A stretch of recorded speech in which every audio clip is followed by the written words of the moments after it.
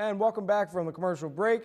Tyler and Sam are staying with me to talk some Flyers. And guys, I'm running out of words to describe how inconsistent this team is. I mean, we see a very commanding 5-2 victory over the Devils at home on Saturday, and that was the last time we saw them win a game. Yeah, and you said it. They're inconsistently, whatever you said. They're just inconsistent. Consistently inconsistent. That's it. Yeah, Thank you. there you go. Put it. And they had a demanding win against the Devils, 4-1 against somebody that's going to be a tough competition for their conference. Yep. And then they drop it to the Blue Jackets and Avalanche. I don't know what to say, and it's just a different guy every week, either being the cause for the win or the cause for the loss. Yeah, and there's no other way that I can think of, and that I can put it is that this team just needs to wake up and understand what's wrong in their clubhouse, and not their clubhouse, in the locker room. Understand what's wrong when they go to play, and correct those errors as they're doing it, because sometimes they get it right and sometimes they get it wrong. And as soon as they can figure out what's going on, they need to find they need to find a catalyst, for lack of a better term. Yeah, sure. And I mean, I really thought that the moves that they made in the offseason were going to help them out. And then, of course, we run into something that just is unavoidable, and that's injuries, guys. I mean, Van Riemsdyk is hurt. We saw Nolan Patrick was hurt. Very positive to see him scoring some goals since he's been back. And Michael Raffl, who's always been a very solid defenseman for us. I mean, this obviously isn't going to help. Yeah, I agree with your point about. I was very excited when some of these free agents came in, and most of all Van Riemsdyk. It was at the forefront of that list, and I thought I was expecting immediate impact, but no. Right away he goes down with an injury, and they're really missing that offensive generation that they can get. And as for Raffl, I mean, he's, like you said, he's been very solid for years now, and it's just he's got a good veteran presence that the team really needs to stay grounded. And I think staying grounded, especially with a lot of these young players, is really biting them in the butt. And I think, above all else, Raffl's going to be a huge loss for them. I mean, key defenseman, as you said, he knows the system inside and out, and he's just irreplaceable if you really think about it. For a defense that struggled, a goalie system that struggled, he's really someone that they're going to miss these next 4 to 6 weeks. Yeah, and you talk about struggling. Sam, what's going on with Christian Folin, right? Yeah, so I know he's a rather obscure defenseman, but he's someone they brought in the offseason, and just since the start of the season, he's really stood out to me for bad reasons. He is partially responsible for the collapse in Columbus. It wasn't his fault entirely, but when he stumbled and coughed up that puck and allowed the 6th goal to happen, that just really added insult to injury, which that's something you can't have if you're trying to win hockey games. Yeah, exactly. Do you have anything on Folin, Tyler? Or is there just exactly what Sam said? I mean, he really has stood out for reasons that we didn't expect and reasons that no hockey player would like to. Yeah, it's just going to be interesting to see what happens with him.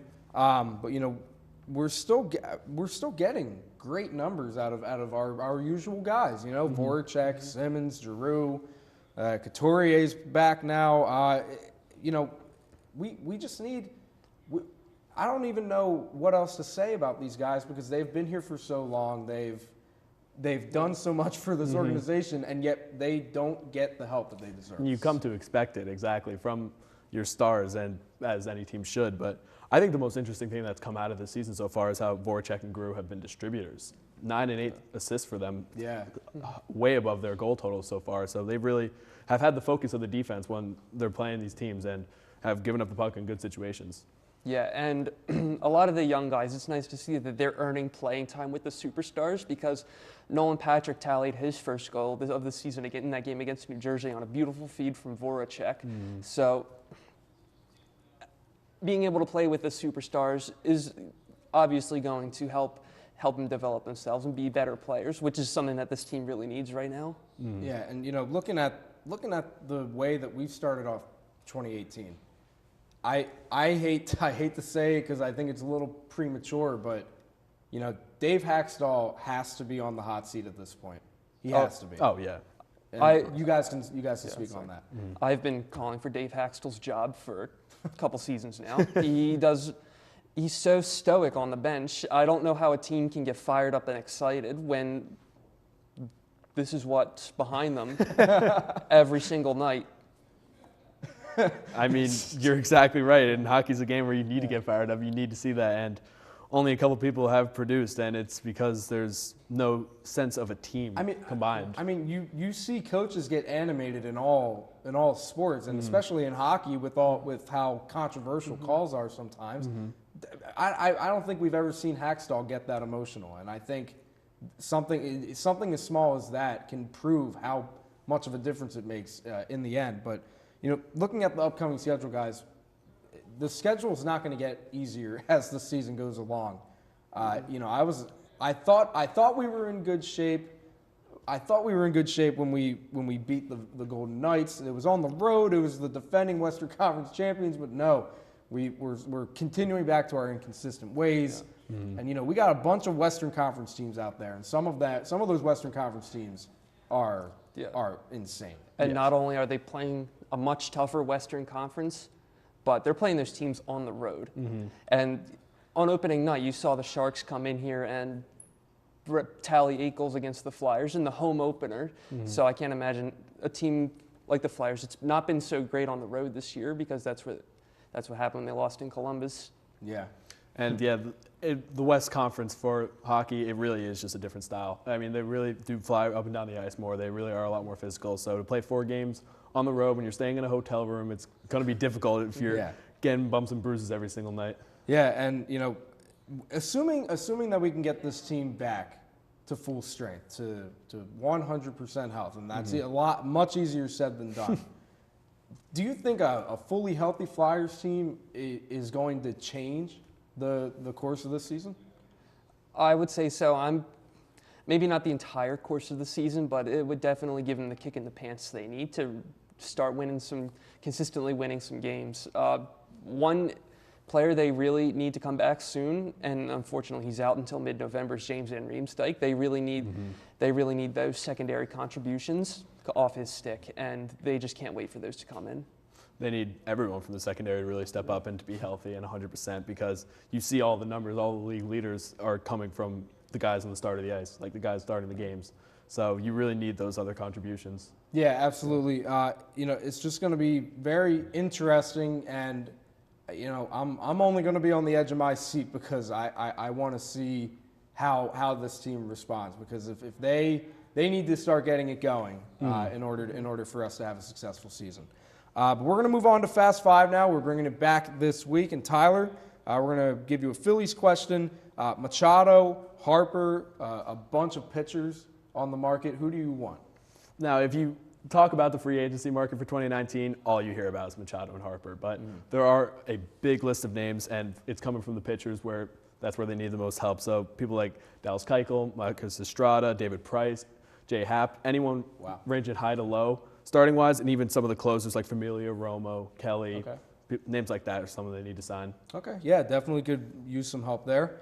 Sam, we're going to come to you. We didn't talk about it during Flyers Talk, but Calvin Pickard or Brian Elliott, pick your literal poison. Yeah, so I think I'm going to roll with Brian Elliott for the foreseeable future, at least until Carter Hart's ready. He's an established veteran goaltender who's had success with other organizations, and some of that is carried over to the Flyers. I mean, the losses that he had, not all of them are his fault. You got to give the guy some credit, so I'm sticking with Brian Elliott for the foreseeable future.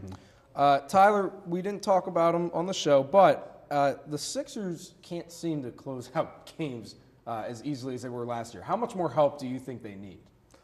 I don't know if it is help or just a new structure to the team. I mean, if they've won a game by one, lost a game by one to two teams that they really shouldn't have even been close with.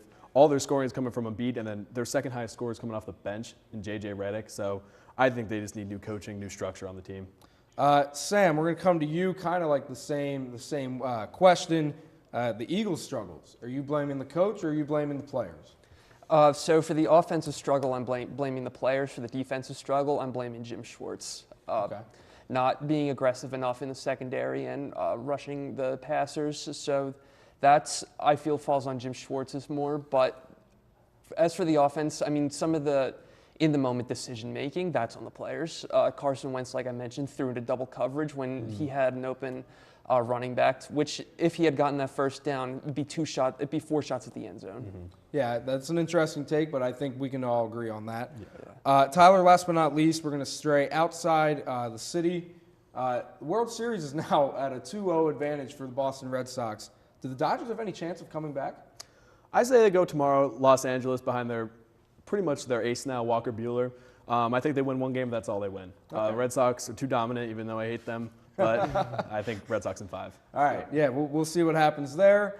We thank you guys so much for tuning in and listening to us talk some Philly sports. We're going to hope for a much more successful weekend.